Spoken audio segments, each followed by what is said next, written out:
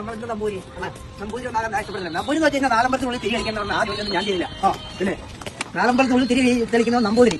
തിരുമേനി തന്ത്രിയാൽ ഇരുത്തപ്പെട്ട ബിംബത്തിന്റെ അല്ലെങ്കിൽ രൂപത്തിന്റെ നടക്കൽ ഇന്ന് മേൽവിലാസം വായിക്കുന്നവൻ തിരുമേനി. യേശു എന്നുള്ള പേരിന്റെ അർത്ഥം അറിയോ? അറിയില്ല. യേശു എന്ന് വെച്ചാൽ പരിശുദ്ധാത്മാവിന് മറിയത്തിലുണ്ടായ ദേവൻ. ആ മൂന്നക്ഷര യേശു. പരിശുദ്ധാത്മാവിന്റെ ശിവ മറിയത്തിന്റെ ദേവന്റെ ആ ദീർഘപുണ്യ, അതാണ് യേശു. മനസ്സിലായോ? കുരിശിന്റെ അർത്ഥം അറിയോ? ഇല്ല. ഈശ്വരന്റെ കുഞ്ഞ് മരിച്ചടം, അതാണ് കുരിശ്. അത്ര അക്ഷരമാണ്. ക്രിസ്തുവിന്റെ അർത്ഥം അറിയോ? ക്രിസ്തുവിന്റെ അർത്ഥം അറിയില്ല. ഔസഫിന്റെ ജെറുസലേമിലെ കാലിത്തൊഴുത്തിൽ ഉണ്ടായവൻ, 6 അക്ഷരം. ഓക്കെ. ഇനി ബൈബിളിന്റെ അർത്ഥം അറിയോ? അതും അറിയില്ല.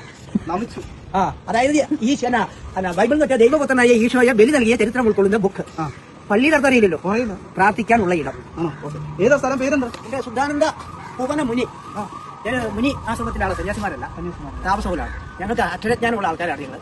അതുകൊണ്ടാണ് ഞാൻ ഇത്ര കാര്യം പറഞ്ഞത്. ഈ ഭൂമിയിലെ ഏത് ഗ്രന്ഥം എടുത്താലും അതിനടുത്ത് എല്ലാവരും പേരിന് അർത്ഥം പറഞ്ഞു. അത് മാത്രമല്ല എല്ലാ അറിവുമാണ്. എല്ലാ അച്ഛൻ ആ വാക്കിന്റെ അർത്ഥം എന്താ?